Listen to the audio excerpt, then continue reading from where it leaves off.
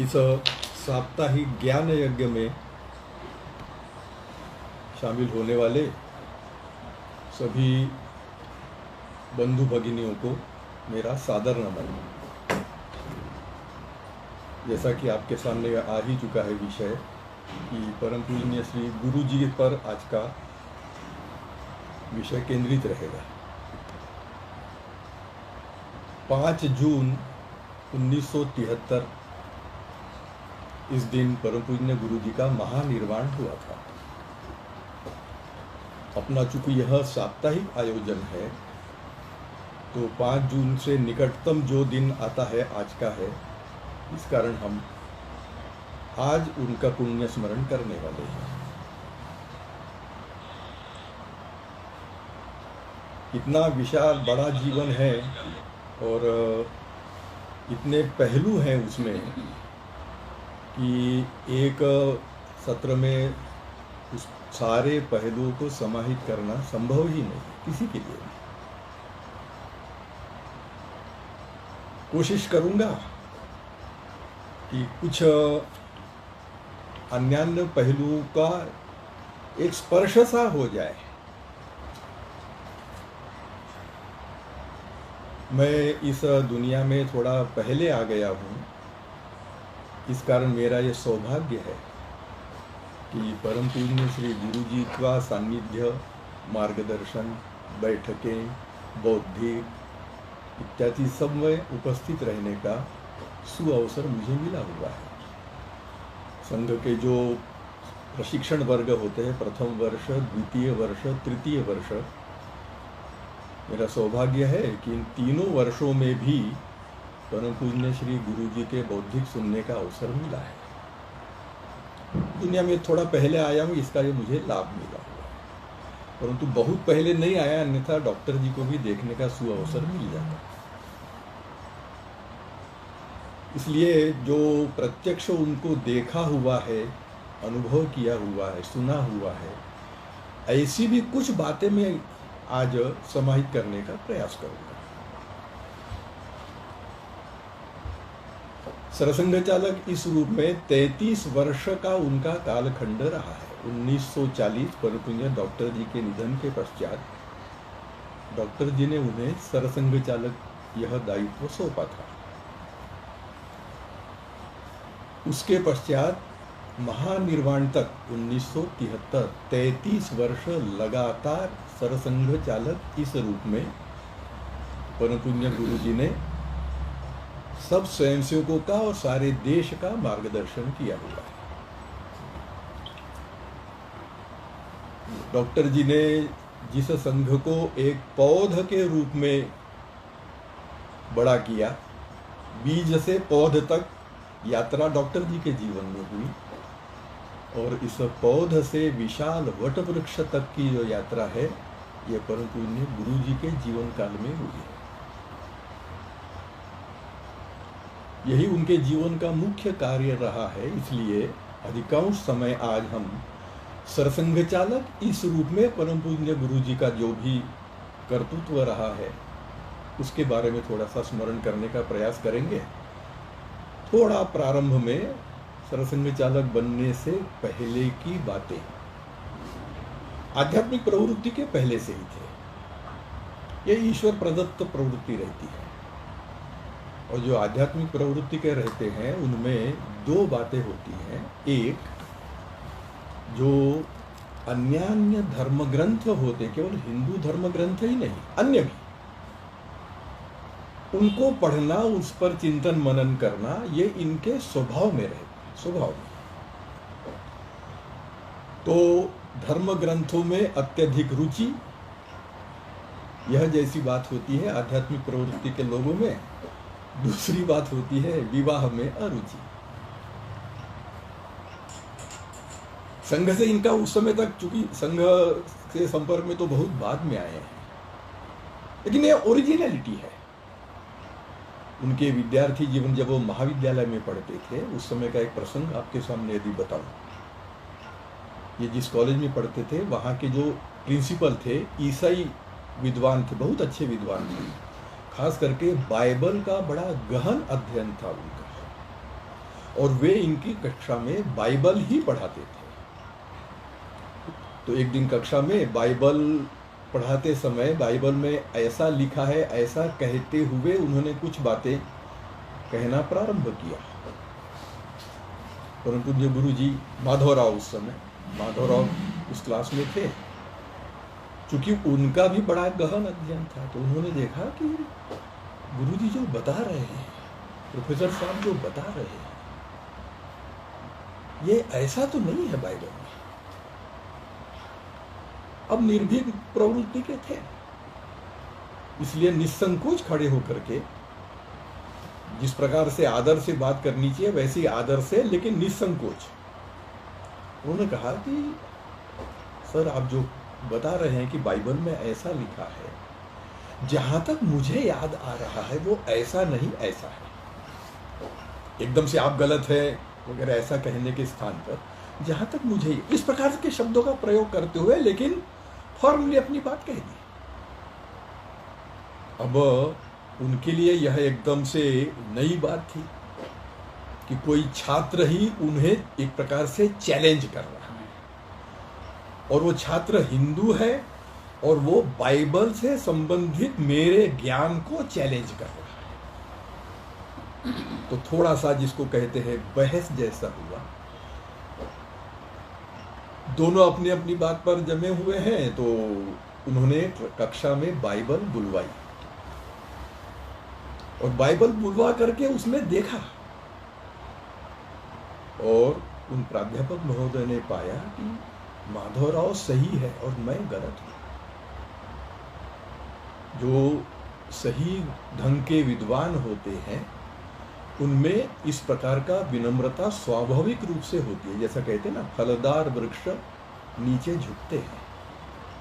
बहुत ज्ञानवान थे वो प्राध्यापक, लेकिन उन्होंने देखा कि मैं गलत हूं। उन्होंने खुले मन से अपनी गलती को स्वीकार किया, माधवराव की प्रशंसा की, बहुत अच्छा, तुम बहुत अच्छी जानकारी रखते हो और तुमने मेरी गलती बताई, मेरे लिए बहुत अच्छा रहा, मेरे समझ में थोड़ी सी वृद्धि हो गया। ने एक छात्र को प्राध्यापक कह रहा है कि तुम्हारे कारण मेरी समझ में कुछ वृद्धि हुई है, इसमें उनका भी बड़प्पन है। तो परपूज्य गुरु जी ने भी उनका उचित आदर करते हुए अपनी बात को कहा और उन्होंने अपनी गलती को खुले मन से स्वीकार किया। यानी ये उदाहरण इसलिए बताया कि केवल हिंदू धर्म ग्रंथ ही नहीं, अन्य धर्म ग्रंथों का भी कितना गहराई में इनका अध्ययन था। इनके बारे में कहा जाता है कि कुछ ऐसे महापुरुष हैं कि जिन्होंने बहुत अधिक पुस्तकें पढ़ी हुई हैं, और फिर ऐसा पढ़ते पढ़ते हम लोग सामान्य लोग तो साधारणतः शब्द, वाक्य, पैराग्राफ, फिर पृष्ठ ऐसा पढ़ते हैं। पद्धति है, शब्दों से शुरुआत करते हैं। लेकिन ऐसा कहते हैं, विवेकानंद जी हो गए, डॉक्टर अंबेडकर जी हो गए, ऐसे जो बड़े बड़े महापुरुष रहे हैं जिनका अध्ययन अमर्याद था, श्री गुरु जी भी उसी श्रेणी में थे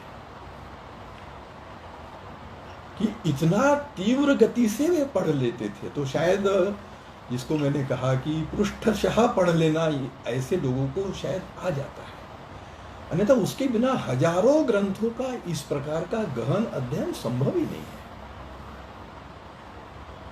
तो ऐसे अत्यंत विद्वान, अध्ययनशील, लेकिन आध्यात्मिक प्रवृत्ति के, इनका जो नाम गुरुजी पड़ा, तो कई बार लोगों को ऐसा लगता है कि संघ ने इनको गुरुजी यह उपनाम दिया होगा। ये संघ का दिया हुआ नहीं है। गुरुजी के संघ प्रवेश से पहले बनारस हिंदू विश्वविद्यालय में प्राध्यापक इस रूप में कुछ काल तक उन्होंने वहां पर काम किया था। और जो ऐसे आध्यात्मिक प्रवृत्ति के रहते हैं, उनका एक और बात रहती है कि सहज रूप से अन्य किसी को किसी भी बात की आवश्यकता है तो वो सहायता करते हैं। उनको सोचना नहीं पड़ता है, सहज रूप से स्वभाव के रूप में रहता है।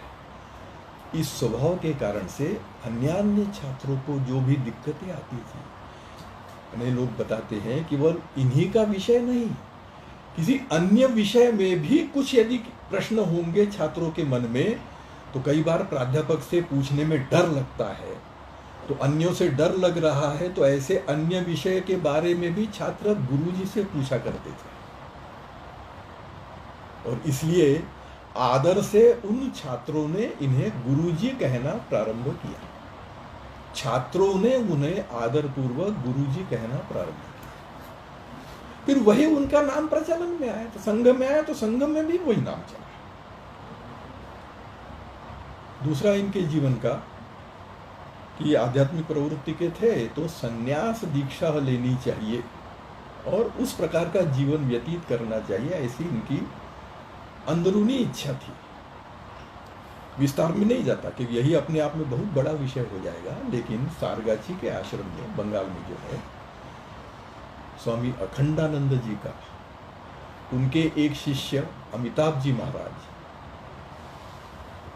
अन्य अन्य कारणों से गुरु जी की और अमिताभ जी महाराज का परिचय अच्छे से हो गया, मित्रता हो गई। अमिताभ जी थोड़े बड़े थे उनसे, फिर भी मित्रता हो गई। तो अमिताभ जी महाराज के माध्यम से इन्हें अखंडानंद जी के बारे में जानकारियां मिली। तो उनको लगा कि मैंने सारगाछी आश्रम जाकर के अखंडानंद जी से दीक्षा ग्रहण करनी चाहिए।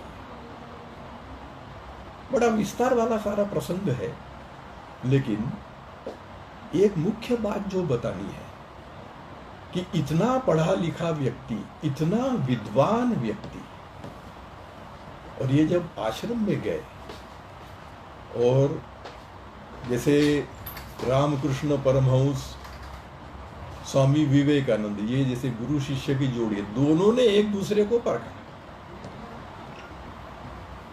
वैसे ही अखंडानंद जी ने इनको परखना प्रारंभ किया।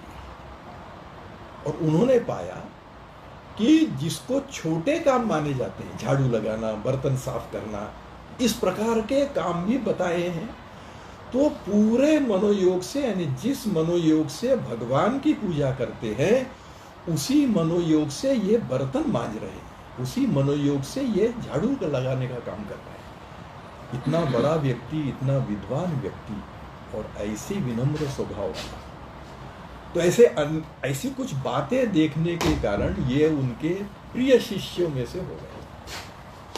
अमिताभ जी महाराज बताते हैं कि जब भी कभी गुरु महाराज किसी बात पर क्रोधित हो जाते थे, हो जाता है, अब गुरु का क्रोध दूर करना है, अब कौन ये ढाढ़स करेगा, किसी में ये हिम्मत नहीं होती थी।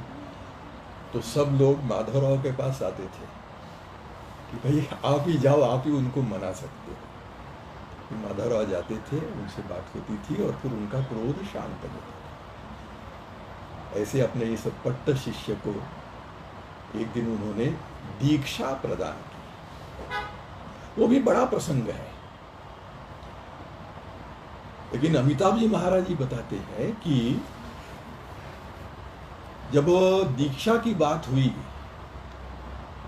तब इन्होंने कहा था, अमिताभ महाराज ने अपने गुरुदेव से, अखंडानंद जी से, कि क्या कृपया उनको दीक्षा देंगे, उनके माता पिता बड़े वृद्ध हैं, तो वो घर जाकर के थोड़ी माता पिता की सेवा करेंगे घर में रह करके।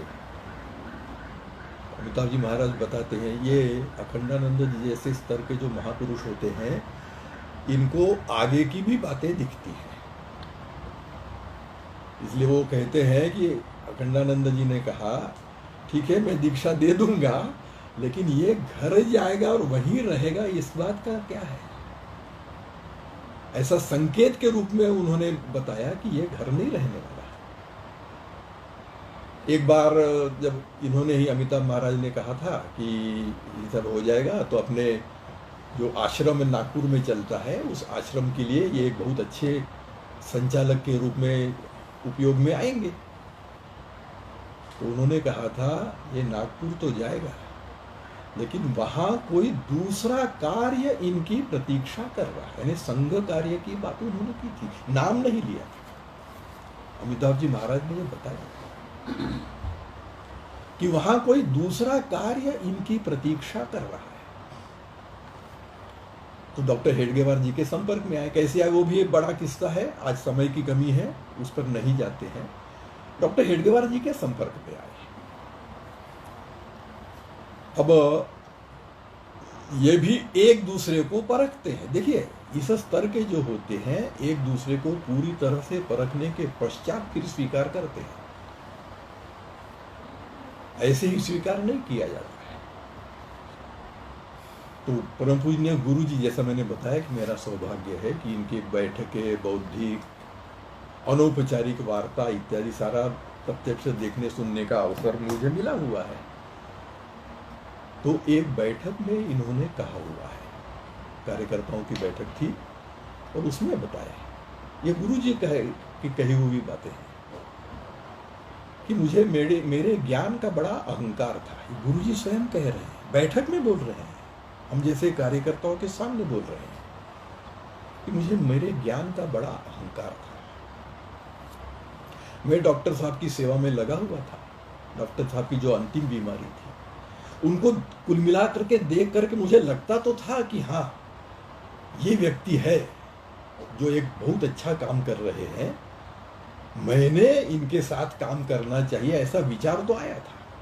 उन्होंने उस प्रकार से काम करना प्रारंभ भी कर दिया था। लेकिन गुरुजी कहते हैं कि जिस प्रकार से अखंडानंद जी के बारे में मेरे मन में 100% समर्पण का भाव था, वैसा 100% समर्पण का भाव डॉक्टर जी के प्रति मेरे मन में नहीं था। 100% नहीं था। वो कब हुआ? तो डॉक्टर जी की अंतिम बीमारी में उनके साथ रह करके पूरी सेवा शुश्रूषा करना, यह जो काम गुरु जी को दिया गया था।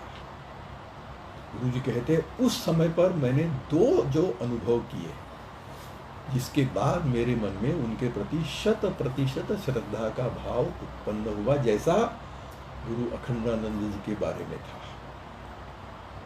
पहली बात कौन सी?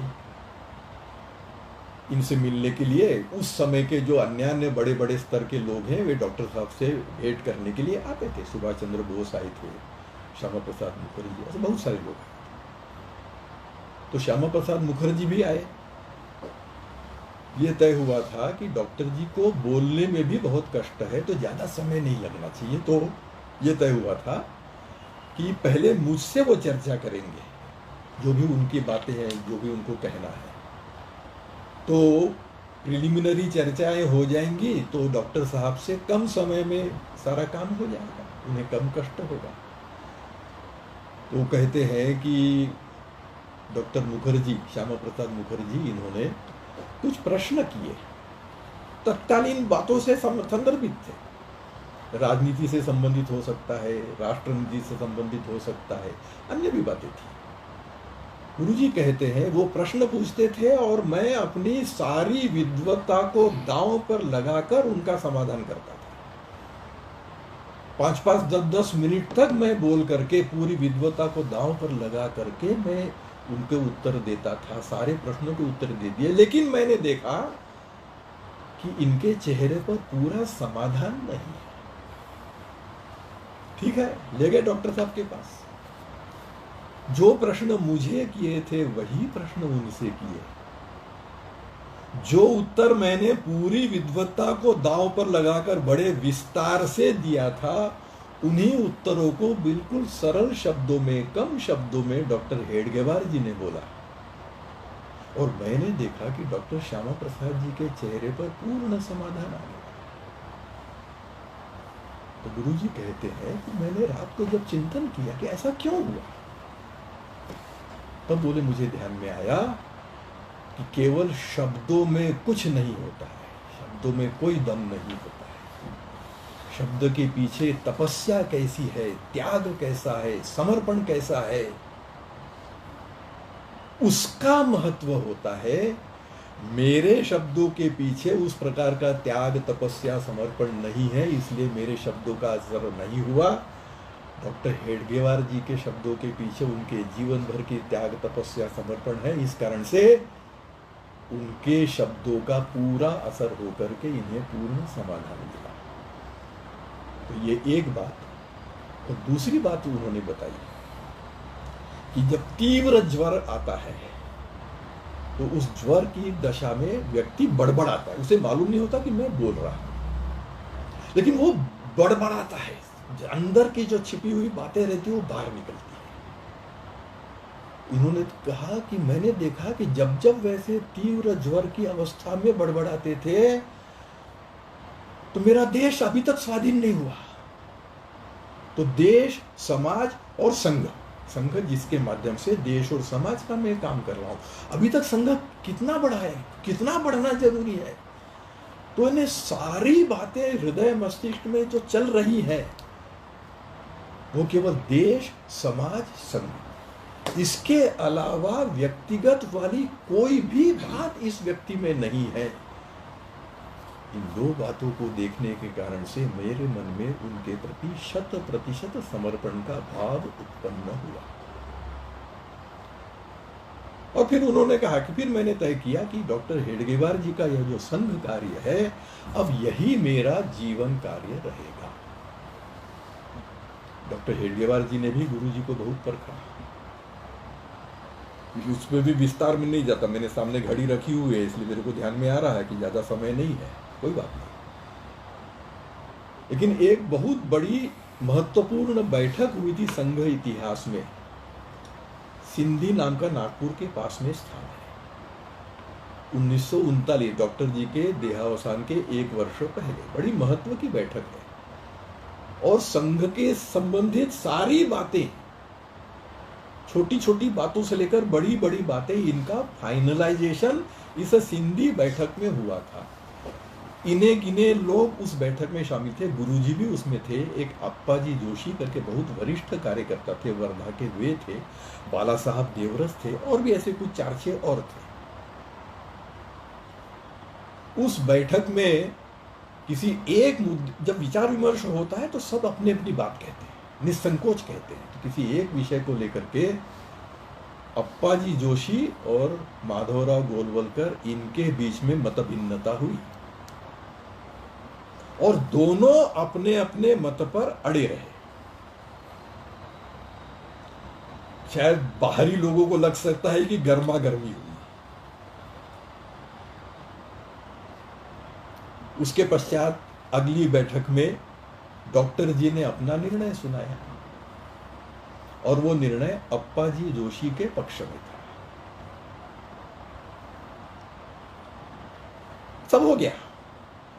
उस रात को टहलते हुए अप्पा जी के साथ डॉक्टर जी टहल रहे थे, तो उन्होंने पूछा कि माधवराव के बारे में आपका क्या ख्याल है। यानी शायद डॉक्टर जी के मन में वह विचार आने लगा था या आ चुका था कि मेरे पश्चात गुरु जी को सरसंघ चालक का गुरुतर दायित्व सौंपना चाहिए। तो थोड़ा सा अन्य लोगों की राय भी वो लेना चाह रहे थे। इस कारण से वह उन शब्दों में नहीं, लेकिन आपको क्या लगता है माधवराव के बारे में।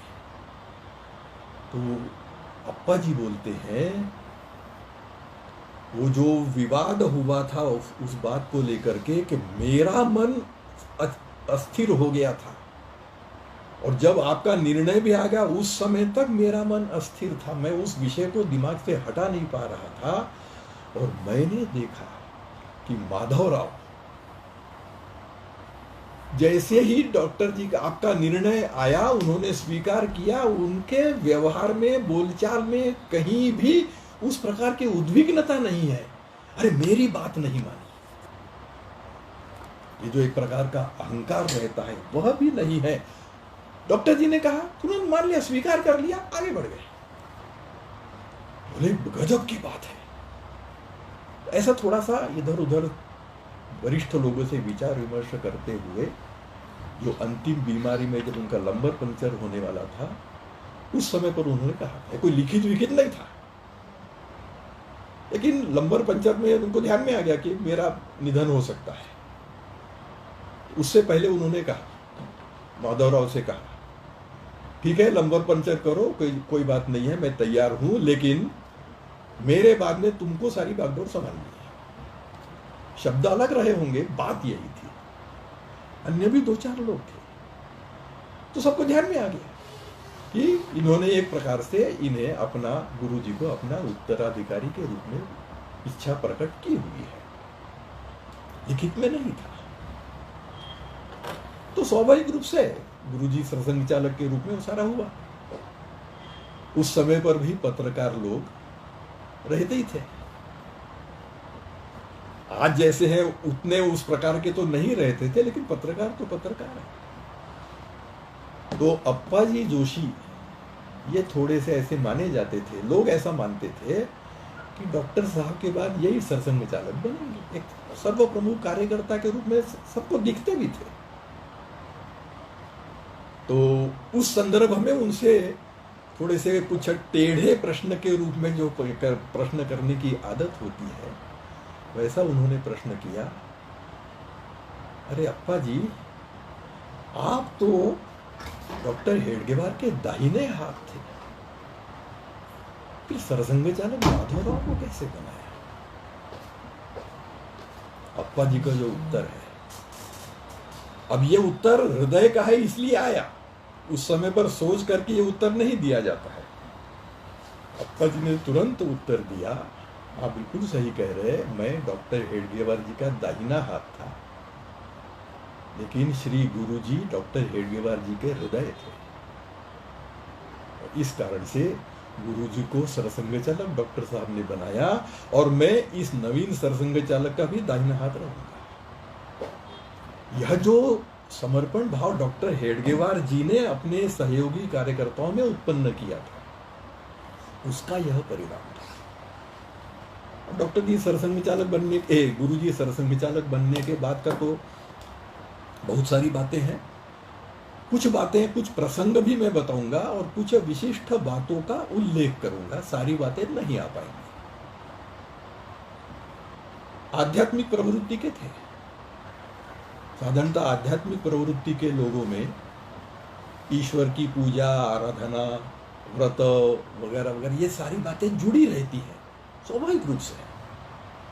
श्री गुरुजी के जीवन में भी ये सारी बातें थी, लेकिन अब मैं सरसंघ चालक हूं, तो मेरे इस आध्यात्मिकता से संबंधित मेरे जीवन की जो व्यक्तिगत बातें हैं, उनके कारण से मेरे संघ कार्य करने में कोई बाधा नहीं आनी चाहिए। इसलिए लोग बताते हैं कि बहुत सुबह उठ जाते थे और जो भी पूजा अर्चा आराधना जो भी उनको करना होता था, उतना सुबह उठ करके सब कर लेते थे।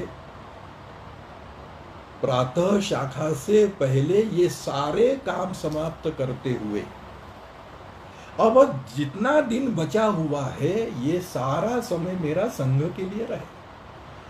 इसमें कहीं मेरा अध्यात्म से संबंधित पूजा अर्चना व्रत इत्यादि बाधा नहीं बनना चाहिए। परंतु गुरुजी ने यह सावधानी रखी, बहुत बड़ी बात होती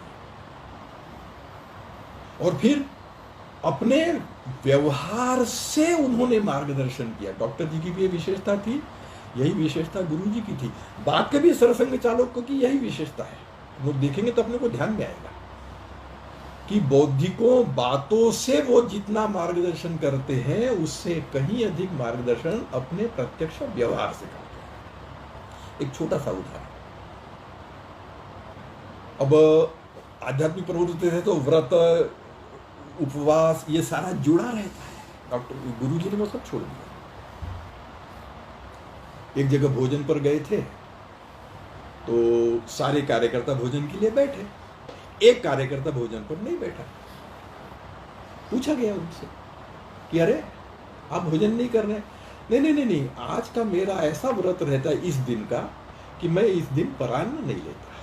वो आज ही दिन है, वो मेरा व्रत है आज का दिन, तो इसलिए मैं यहाँ भोजन नहीं कर रहा हूँ। तो गुरुजी ने कहा अरे परान्न तो मैं भी नहीं लेता। अब गुरुजी किसी दूसरे के घर में भोजन पर बैठे हुए, भोजन करने व प्रारंभ करने वाले, गुरुजी कह रहे हैं मैं परान्न नहीं लेता। फिर वही उसको स्पष्ट करते हैं, अरे मेरे लिए पर कौन है, सारे तो मेरे अपने हैं। तो मैं किसी के घर भी भोजन करता हूँ, किसी पराये के यहाँ थोड़ी भोजन करता हूँ, मैं किसी अपने के घर भोजन करता हूँ, इसलिए मैं भी परान्न नहीं लेता। शायद वो कार्यकर्ता भोजन पर बैठ गया होगा, निश्चित रूप से बैठ गया। तो ये जो तथाकथित छोटी छोटी बातें रहती है, इन छोटी छोटी बातों के आधार पर साथ में रहने वाले लोगों को जो मार्गदर्शन होता है, एक गुरु जी के निधन के पश्चात उनके स्मरण स्मृति में जो अनेक पुस्तकें लिखी गई है, तो उसमें अन्य लोगों से संस्मरण मांगे गए। तो नागपुर के कार्यालय में मंगल प्रसाद नाम का जो है, रसोई बनाने का उसका काम था, तरुण आयु में आया, रसोई बनाने वालों में से एक हुआ, वो वहीं टिका, धीरे धीरे करके वो रसोई घर का प्रमुख बन गया। उसके मार्गदर्शन में सारी रसोई बनती थी। बहुत लंबे समय तक मृत्यु पर्यंत वो संघ कार्यालय में ही रसोई घर में काम कर रहे। एक बार उसके परिवार में बड़े भाई का निधन हुआ, इस कारण से वे अपने घर गए थे। गुरुजी प्रवास पर थे, तो से लौटे, अरे मंगल प्रसाद नहीं दिखा, अरे मंगल प्रसाद नहीं दिख रहा, कहाँ पर है? अब देखिए, किसी बड़े कार्यकर्ता के लिए पूछताछ करना तो सरलता से हो जाता है, लेकिन कुल मिलाकर के रसोईया है ना, अब रसोइये का भी पूछ रहे हैं। नहीं, बड़ा छोटा नहीं, सब मेरे अपने हैं। यह जो भाव रहता है, उस भाव से उन्होंने पूछा, पता लगा ऐसा ऐसा, तो उनको पत्र लिखा। मंगल प्रसाद ने वह संस्मरण जो लिखा हुआ है, उसमें वो लिखते हैं कि बड़े भाई के निधन के पश्चात घर गया था, उनके निधन के कारण मैं जितना नहीं रोया, उससे अधिक परम पूज्य गुरुजी का जो स्नेह पत्र मुझे आया था और उसका जो पहला संबोधन था, वो पढ़ करके मुझे इतना रोना आया कि भाई के निधन के बाद भी मैं उतना नहीं रोया था। क्या वो संबोधन था? परम मित्र श्री मंगल प्रसाद। परम मित्र एक रसोईया है और उनको संबोधन क्या कर रहे हैं? परम मित्र। उनके जो अंत के 3 पत्र हैं, वो अपन यदि कभी पढ़ेंगे, अवश्य पढ़ना चाहिए। उसमें उन्होंने स्वयंसेवकों को क्या संबोधन किया है, मैं अभी नहीं बताता, आप लोग कहीं खोजिए और उसको पढ़िए कि वो जो संस्मरण है, ये जो पत्र लिखे हुए हैं, तो एक पत्र था, 3 में से एक पत्र था जो सारे स्वयंसेवकों के लिए संबोधित था। उसमें स्वयंसेवकों को उन्होंने किस संबोधन से संबोधित किया है, आप लोग देखिए। तो यह जो भाव है कि कोई छोटा बड़ा नहीं है, दायित्व छोटे बड़े हो सकते हैं, व्यक्ति छोटा बड़ा नहीं है। और यह बात संघ की एक जो बहुत बड़ी विशेषता है, वो आज तक चली आ रही है कि बड़े लोग जिन बातों को समझते हैं वो अपने तक सीमित नहीं रखते हैं, जिनका वे विकास कर रहे होते हैं उन तक भी वे बातें वो संक्रमित करते हैं। यानी जो बात मुझ में है वही बात उसमें भी आनी चाहिए। डॉक्टर हेगडेवार जी ने भी यही किया था, गुरु जी ने भी यही किया, आज तक ये चला आ रहा है। और इसी कारण से संघ यथावत आज तक चल रहा है। ये सबसे बड़ा कारण है कि अपने उदाहरण से अपने जैसे लोगों का निर्माण संघ में सतत होता रहता है। इस कारण से बाह्य जगत में चाहे जितने परिवर्तन आए, संघ में कोई परिवर्तन उस प्रकार, बाह्य परिवर्तन तो रहेंगे, गणवेश बदल जाता है, प्रार्थना बदल जाती है, बहुत सारी बातें बदल जाती है, लेकिन जो मूल बातें हैं, सबके प्रति आत्मीयता का भाव, देश के प्रति समर्पण का भाव, देश पहले समाज पहले मैं बाद में, यह भाव, यह संघ के लोगों में पीढ़ी दर पीढ़ी संक्रमित होता रहा है ऐसे महापुरुषों के कारण से। तो ये मंगल प्रसाद जी का मैं नागपुर कार्यालय में गया हुआ, वहां के रसोई घर में भी मैं गया हूँ। मंगल प्रसाद की मृत्यु होने के बाद भी गया हूँ, उससे पहले भी गया हूँ। मैं मंगल प्रसाद जी से मिल चुका हूँ, लेकिन मंगल प्रसाद जी की मृत्यु के बाद जब मैं कार्यालय गया तो रसोई घर में मैंने देखा कि रसोई घर में मंगल प्रसाद जी का चित्र लगा, एक महापुरुष जैसा चित्र मंगल प्रसाद जी का लगा। ये गुरु जी तो ने तो नहीं लगाया, लेकिन जो मैंने बताया कि जो बात मुझ में है वही बात मेरे माध्यम से अन्य कार्यकर्ताओं में पहुंचनी चाहिए। यह जो प्रयास रहता है, गुरु जी ने भी यह प्रयास किया है। इसी कारण से नागपुर के कार्यकर्ताओं को लगा, उन्हें गुरुजी ने नहीं बताया था कि उनका चित्र लगा, गुरुजी का तो देहांत तो हो चुका था, लेकिन फिर भी वह बात की छोटा बड़ा नहीं है। इतने वर्षों तक कार्यालय में जिन्होंने सेवाएं दी है, एक प्रचारक की भांति, प्रचारक घोषित नहीं थे, एक प्रचारक की भांति 20 वर्ष तक उन्होंने सेवाएं दी हैं, वो हमारे लिए एक प्रकार के आदर्शों में से एक है। उनका चित्र वहां पर। तो ऐसे व्यवहार से और अपनी बात जो है वो नीचे तक उतारना, यह जो बहुत बड़ी विशेषता है। गुरु जी के जीवन काल में एक अत्यंत कठिन प्रसंग आया, थोड़ा सा उसके बारे में हमको समझ लेना चाहिए, आवश्यक है।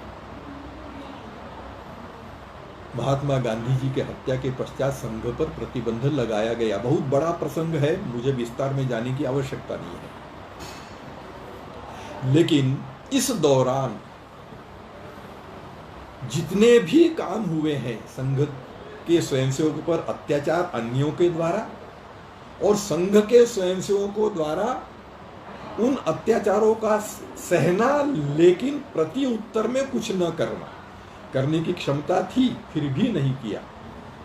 ये क्यों हुआ है? गुरुजी ने मार्गदर्शन किया हुआ है और पहले से वो ऐसे बताया हुआ है, सिखाया हुआ है। इसलिए हर बार गुरुजी के कहने की भी आवश्यकता नहीं। अरे समाज मेरा अपना है, तो अपना समाज है तो इससे कैसे शत्रुता करना।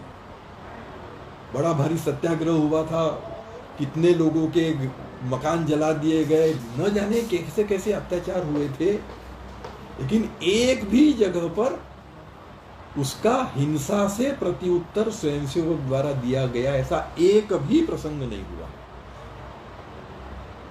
कितनी बड़ी बात है कि संगठन के नीचे तक के कार्यकर्ताओं को भी जैसा संघ वाला होना चाहिए वैसा बनाना बहुत बड़ी बात होती है।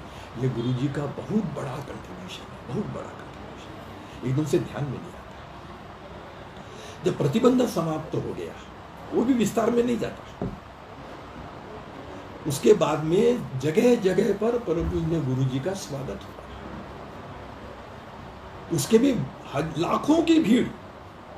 यानी बीबीसी रेडियो ने कहा हुआ है कि स्वाधीन भारत में 2 ही ऐसे व्यक्ति हैं जो इतनी बड़ी संख्या में लोगों को अपनी ओर आकृष्ट करते हैं। एक पंडित जवाहरलाल नेहरू जो प्रधानमंत्री हैं, और दूसरे माधवराव गोलवलकर जो किसी शासकीय पद पर नहीं है, एक प्रकार के वॉलंटरी ऑर्गेनाइजेशन के प्रमुख हैं। उसी बीबीसी ने आगे चल करके कहा कि विश्व का सबसे बड़ा स्वयंसेवी संगठन यानी राष्ट्रीय स्वयंसेवक संघ, उसी बीबीसी ने कहा। तो ऐसे लाखों की भीड़ हो रही है, कितनी प्रशंसा हो रही है, फूल सारे। उस समय गुरुजी की आयु कितनी थी? थोड़ा सा आयु का हिसाब रख लेना चाहिए। आयु बहुत छोटी मानी जाती है, और इस छोटी आयु में जब इतना बड़ा नाम हो जाता है, इतना अधिक सम्मान सत्कार हो जाता है, जिसको आदमी का दिमाग चढ़ जाना कहते, वो होना स्वाभाविक है। श्री गुरु जी का लेश मात्र भी इस प्रकार का नहीं हुआ है। पूरा उनका जीवन वृत्त पढ़ेंगे तो अपने को ध्यान में आता है। अभी तो अब इतना सब हो रहा है, तो अब देखेंगे हम पर प्रतिबंध लगाया तो हम भी बदला चुकाएंगे, ऐसी बात यदि कोई करते उसको गलत नहीं माना जाता। इतने अधिक अत्याचार हुए थे स्वयंसेवक परिवारों पे, लेकिन गुरु जी का क्या मार्गदर्शन था कि अरे जीभ दांतों तले आ जाती है और कट जाती है, इसलिए कोई दांत नहीं उखाड़ता। जिन्होंने अत्याचार किया वे भी अपने समाज के ही। अब ये कितनी बड़ी बात कही, इसलिए बाद में भी कहीं उस प्रकार की बात नहीं है। लेकिन एक बात तो है कि इतना बड़ा संकट आया, इसके भी विस्तार में मैं नहीं जा सकता, लेकिन बहुत बड़ा संकट था। 1975 में प्रतिबंध आया था। 1900 बाबरी ढांचा ढहने के बाद 92-93 में भी प्रतिबंध आया था। वो तो प्रतिबंध का माहौल था। 75 वाला प्रतिबंध बड़ा खतरनाक था, लेकिन उस प्रतिबंध में और 48 के प्रतिबंध में एक बहुत बड़ा अंतर है।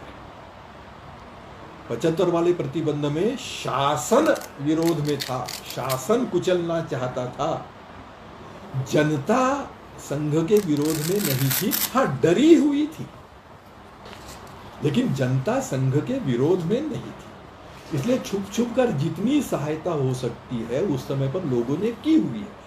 जिन्होंने वो समय देखा हुआ है वो जानते हैं। शासन कठोर था, कुचलने पर आमादा था, लेकिन जनता विरोध में नहीं थी, केवल डरी हुई थी।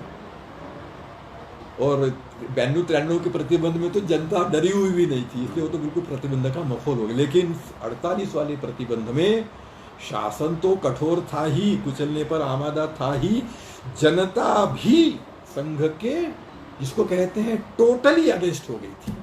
क्योंकि महात्मा गांधी जी जैसे पूज्य व्यक्तिमत्व की हत्या का जिस संगठन पर आरोप है, तो जनता के मन में भी संघ के बारे में बहुत क्रोध था।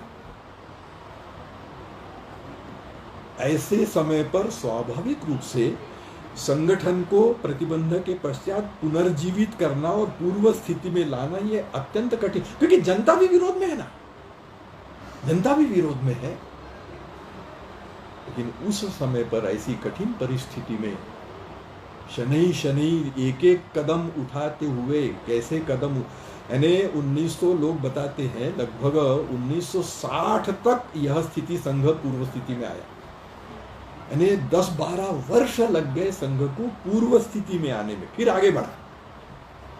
तो ये तो 10-12 वर्षों तक संघ के कैसे नेतृत्व ने, गुरुजी ने कैसा कैसा मार्गदर्शन किया है, इस नजरिए से यदि हम संघ का इतिहास देखेंगे तो अपने को ध्यान में आएगा। मैं 1-2 बातें केवल आपके सामने रखने का प्रयास करूंगा। एक तो ये बात थी ही, डॉक्टर हेडगेवार जी के समय से ही थी कि संघ व्यक्ति निर्माण करेगा, इसके अलावा कुछ नहीं करेगा, लेकिन ये निर्मित व्यक्ति देश और समाज के लिए आवश्यक सारे काम करेंगे। तो सारे काम करने हैं तो व्यक्तिगत स्तर पे होते हैं, जब बड़े मात्रा में करने हैं तो संगठन बनाकर करने होते हैं, जिसको आज हम विविध क्षेत्र बोलते हैं। डॉक्टर जी के समय वो परिस्थिति नहीं आई थी, इसलिए किसी भी विविध क्षेत्र का प्रारंभ नहीं हुआ। अपन देखते हैं कि प्रतिबंध के बाद अन्य क्षेत्रों का विद्यार्थी परिषद उसके बाद प्रतिबंध के दौरान प्रारंभ हो गई। फिर अपन देखते हैं विद्या भारती है, भारतीय जनसंघ है, वनवासी कल्याण आश्रम है, ऐसी अनेक संस्थाएं स्वयंसेवकों ने प्रारंभ की, संघ से प्रेरणा लेकर के संघ के उद्देश्य की पूर्ति करने के लिए उस क्षेत्र में अन्य संगठन बने। कितनी बड़ी बात है। ये 1948 से क्रम जो प्रारंभ हुआ, अब 1956 में परम पूज्य गुरु जी के 50 वर्ष पूर्ण होने के उपलक्ष्य में एक संघ ने तय किया बड़ा भारी आयोजन करेंगे। गुरु जी जैसा व्यक्ति में तो इस बात के लिए तैयार होने की संभावना ही नहीं थी, इसलिए उन्हें कौन समझा सकता है ऐसे 2-3 वरिष्ठ कार्यकर्ता जिनकी बात को गुरु जी नहीं टालेंगे, सरकारेवा की बात भी नहीं मानेंगे, सरकारेवा में हिम्मत ही नहीं होगी उनको आदेश करने की। लेकिन कुछ 2-3 व्यक्तिमत्व ऐसे थे संघ में कि वे यदि गुरु जी के सामने वो बात कहते हैं तो शायद वे उन्हें मना लेंगे, नहीं तो मेरे लिए कुछ होना चाहिए इस बात को स्वीकार करने की बात ही नहीं आती है। ऐसे 2-3 लोगों ने गुरु जी से बात की और संघ के लिए आवश्यक है इसलिए आपको यह करना होगा, तब जाकर के गुरु जी ने उस बात को स्वीकार किया। उस समय पर क्योंकि देश भर में बड़े बड़े आयोजन हुए, ये कई संगठन प्रारंभ हो चुके हैं, तो कोई एक पत्रकार इनका इंटरव्यू लेने के लिए, बड़े वरिष्ठ पत्रकार थे, उस वरिष्ठ पत्रकार ने इनसे प्रश्न पूछा। अनेक प्रश्नों में से एक प्रश्न था, Guruji what is your contribution to RSS. प्रश्न अंग्रेजी में था, गुरुजी ने उत्तर भी अंग्रेजी में दिया और तपाक से दिया। प्रश्न पूछा और तुरंत उत्तर, सोचने की बात ही नहीं है। जैसे ही पूछा Guruji what is your contribution to RSS, Guruji कहते हैं my contribution to RSS is that I have contributed nothing to RSS. What does it mean? वो सोच सत्य में आ गया, अरे इतने प्रकार के कल्याण आश्रम शुरू हो गया, जनसंघ शुरू हो गया, विद्यार्थी परिषद शुरू हो गया, कितने प्रकार के काम शुरू हो गए हैं। तो he could have said yes this is my contribution, this is my contribution, this is my contribution. और यहाँ ये कह रहे कि नो कंट्रीब्यूशन। मुझे डॉक्टर हेडगेवार जी ने संघ जैसा दिया था, मैंने वैसा का वैसा उसे संभाला हुआ है। ये क्यों कह सके? क्योंकि संघ की जो मूलभूत बातें हैं, वो उस प्रकार के व्यक्ति निर्माण, उस प्रकार का भाव जागृति, उस प्रकार का गुणवर्धन, ये बाह्य स्वरूप चाहे जितना इधर उधर हो जाए, अदल बदल हो जाए, जो मूल बातें हैं वो यथावत है। इसलिए गुरुजी ने कहा, my contribution is that I have contributed nothing to RSS. लेकिन 5 मिनट चलेगा ना? बात पूरी होना चाहिए। जी जी जी। नहीं, मेरे को श्रोताओं और दर्शकों पर भी विश्वास है कि वे भी उसको अन्यथा नहीं लेंगे, थोड़ा अधिक समय लगता है तो क्या करें, प्राध्यापक भी हूँ और विषय भी इतना बड़ा है। विषय तो बहुत बड़ा है। गुरुजी के 1-2 कंट्रीब्यूशंस तो अपन देख सकते हैं। उन्होंने भले ही कहा कि माया नो कंट्रीब्यूशन, उसमें से एक कंट्रीब्यूशन आता है, अन्य संगठन प्रारंभ हुए हैं। कैसे हम पता लगाए कि किसी न किसी कार्यकर्ता को गुरुजी ने कहा कि तुम वो काम करो, तुम वो काम करो, तुम वो काम करो, तुम वो काम करो। मजदूर संघ तो दत्तोपंत ठेंगड़ी को कह दिया, वनवासी कल्याण आश्रम तो बाला साहब देशपांडे को कह दिया। तो अलग अलग संगठनों के लिए अलग अलग लोगों ने काम किया। गुरुजी ने प्रत्यक्ष उसमें नहीं किया, हाँ आवश्यकता अनुसार सलाह मशविरा होता रहा। लेकिन केवल एक संगठन ऐसा है कि जो केवल गुरुजी के कारण ही प्रारंभ हुआ, क्योंकि प्रत्यक्ष गुरुजी ने उसको प्रारंभ करने में सारे आवश्यक काम किए थे। और वो संगठन है विश्व हिंदू परिषद। क्योंकि अन्य कामों का उन्हें पता था कि अन्य लोग कर लेंगे, लेकिन विश्व हिंदू परिषद के माध्यम से जो आध्यात्मिक क्षेत्र के महापुरुष हैं तत्कालीन, और हिंदू समाज के सब अंगों के, जिसमें जैन, बौद्ध, सिख ये सब आ जाते हैं, केवल जिसको सनातनी कहा जाता है वहां तक सीमित नहीं है संघ। तो इन सब महापुरुषों के माध्यम से हिंदू समाज को कुछ दिशा मिलनी चाहिए। एक समाजवादी बड़े नेता थे, उन्होंने गुरुजी से एक बार कहा, गुरुजी आपका संघ अब इतना बड़ा हो गया है, हम भी थोड़ा बहुत तो काम करते ही हैं, क्यों ना अपन दोनों लोग मिल करके यह जो जाति भेद है ये समाप्त करने का समाज को आह्वान करते हैं। बड़े अच्छे भाव से उन्होंने ये बात कही थी, बहुत बड़े समाजवादी नेता थे। गुरुजी ने कहा आपकी बात तो ठीक है, लेकिन अपन हिंदू समाज के स्वभाव में परिवर्तन चाहते हैं ना, हिंदू समाज के स्वभाव में परिवर्तन, ये जोर जबरदस्ती से होने वाला भी, हाँ जोर जबरदस्ती से होने वाला विषय नहीं। तो मेरी बात संघ के लोग मानेंगे, तुम्हारी बात समाजवादी लोग मानेंगे, हिंदू समाज किसकी बात मानेगा? हिंदू समाज ये आध्यात्मिक महापुरुष है, इनकी बात मानेगा। तो इन आध्यात्मिक महापुरुषों ने यह बात कहनी चाहिए जो हम आप कहने की सोच रहे हैं। यह गुरुजी का सोच था। इसमें से उन्होंने कि इन आध्यात्मिक सब प्रकार के, सब पंथों संप्रदायों के महापुरुषों को एक स्थान पर लाना, ये उस समय पर संघ में और कोई व्यक्ति उसमें सक्षम नहीं था।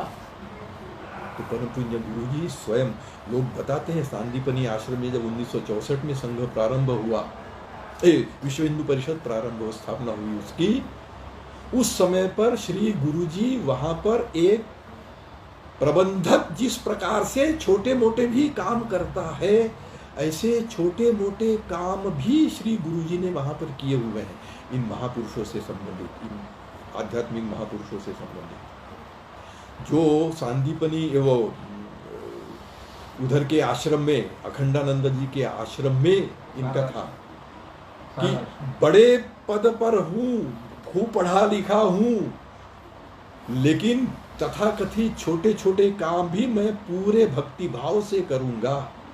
वैसा एक प्रबंधक जैसा काम भी जब जब आवश्यक हुआ है, इस सारे स्थापना प्रसंग में प्रथम अधिवेशन में श्री गुरुजी ने वह भूमिका निभाई। तो बड़े बड़े महापुरुषों से वार्तालाप करके उन्हें कन्विंस करना और छोटे छोटे काम, दिखने वाले काम भी करना, ये काम और किसी के लिए संभव नहीं था। इस कारण से श्री गुरुजी ने स्वयं किया था। मुझे स्मरण होता है छत्रपति शिवाजी का, अन्य जो मुहिमें होती थी उसमें अन्य लोगों को भेजते थे या साथ में ले जाते थे, लेकिन जब शाइस्ता खान का प्रसंग आया, लाल महल में वो उसने अड्डा बना लिया, जिस लाल महल में शिवाजी महाराज का सारा बालपन बीता हुआ था, तो वहाँ का एक चप्पा चप्पा शिवाजी जानते थे। तो अन्य सारे अभियानों में तो इधर उनको लगाया, जैसे अन्य संगठन प्रारंभ करने इनको लगाया, उनको लगाया, लेकिन लाल महल में घुस करके शाइस्ता खान को खत्म करना है तो मैं नेतृत्व करूंगा, क्योंकि मैं लाल महल की हर चीज को जानता हूं। वहां के कोई गुप्त रास्ते होंगे, जो भी बातें होंगी, मैं जितना जानता हूं और कोई नहीं जानता है। इस कारण से उस शिवाजी की जान का भी खतरा था, लेकिन शिवाजी स्वयं गए थे लाल महल। अब ठीक है, वार किया और उसको नहीं लगा, उसकी उंगलियां कटी, वो आगे की बात है। लेकिन अन्य संगठन, अन्य लोग प्रारंभ कर लेंगे। यदि इस क्षेत्र में हमको काम प्रारंभ करना है, विश्व हिंदू परिषद जैसा, तो ये मुझे लगना पड़ेगा, यह ध्यान रखते हुए। और दूसरा जो कंट्रीब्यूशन उनका, कि कुल मिलाकर के हिंदू समाज, इस हिंदू समाज को एक विजिगीषु वृत्ति वाला बनाएंगे कि नहीं बनाएंगे। 1000 वर्षों तक सतत संघर्ष होते रहने के कारण से अपने आप को बचाना, यह जो मनोवृत्ति हो जाती है पीढ़ी दर पीढ़ी, तो एक डिफेंसिव एटीट्यूड हो जाता है। तो डिफेंसिव एटीट्यूड और विजिगीषु वृत्ति दोनों विरोधाभासी हैं। तो हिंदू समाज को विजिगीषु वृत्ति का होना चाहिए।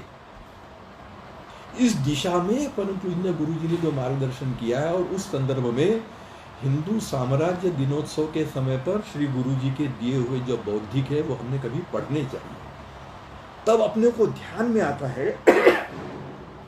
कि किस प्रकार से विजिगीषु वृत्ति का, केवल एक उदाहरण बताता हूं कि अफजल खान वध का प्रसंग जब गुरुजी बताते थे, तो साधारणतः पुस्तकों इत्यादि में कैसा वर्णन आता है कि अफजल खान ने शिवाजी को ऐसा किया, कटार मारी, और फिर शिवाजी ने अपना बगनक से उसका पेट मारा। तो मैंने सुना हुआ है, तो गुरुजी कहा करते थे, अरे शिवाजी को क्या इंडो पेनल कोड की चिंता थी क्या,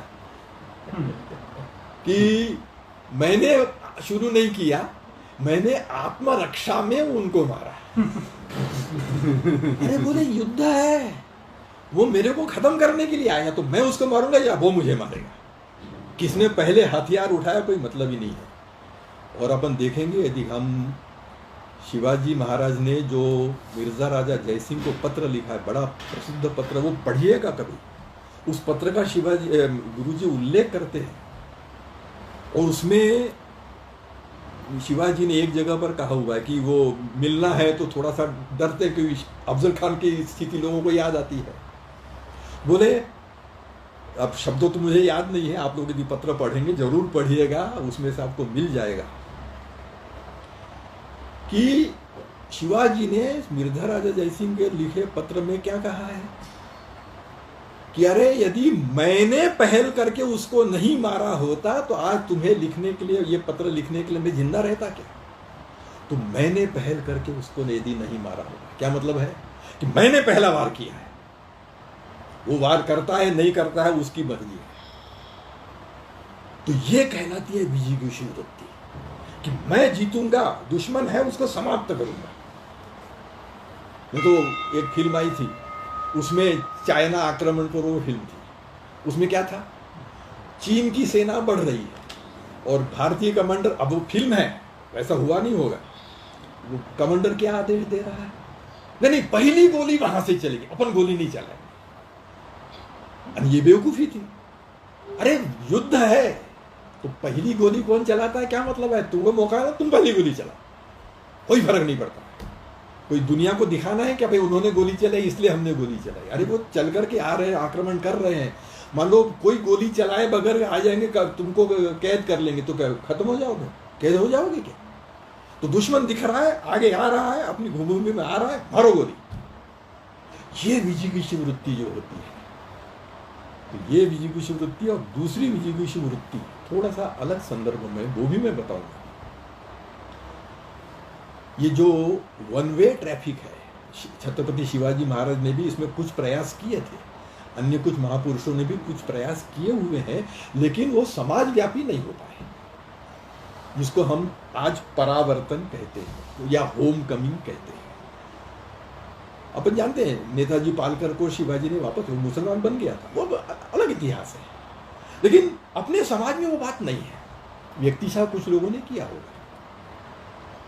तो समाज की आदत में ये आना चाहिए कि जो हमारे लोग उधर गए हैं, हिंदू टू मुसलमान, हिंदू टू ईसाई, ये जो वन वे ट्रैफिक है, तो मुसलमान टू हिंदू, ईसाई टू हिंदू, कम से कम जो यहां से वहां गए हैं उनका तो यहां वापस आना होना चाहिए, जिसको आज हम परावर्तन बोलते हैं। तो परावर्तन की दिशा में हिंदू समाज को प्रवृत्त करने में परम पूजनीय गुरु जी की बहुत बड़ी भूमिका रही है। ऐसे कुछ भूमिकाएं हैं उनकी, जो उनके कंट्रीब्यूशंस हैं, अपन और भी खोज सकते हैं। उन्होंने खुद होकर नहीं कहा, वो अलग चीज है, लेकिन ऐसी बातें देख करके और फिर यदि हम गुरु जी का जीवन देखते हैं, पढ़ते हैं, अंत में दो बातें कह करके मैं वाणी को विराम दूंगा।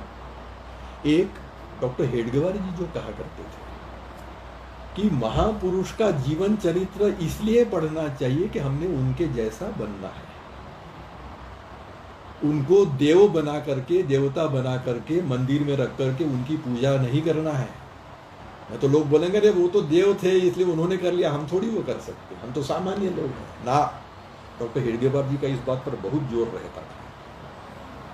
तो परम पूज्य गुरु जी के भी जीवन के बारे में जब हम विचार करेंगे तो उसमें से मैं क्या क्या सीख सकता हूं, यह दृष्टि रखते हुए यदि हम जीवन चरित्र नहीं पढ़ते हैं तो लगभग वो निरुपयोगी है। और दूसरी बात, उनका जो अंतिम समय था वो कैसा है, वो भी लंबा किस्सा है, उसके भी वर्णन है, हमने पढ़ना चाहिए। लेकिन उसमें से एक बात, जो उस स्तर के महापुरुष होते हैं उनको थोड़ा सा दिख जाता है।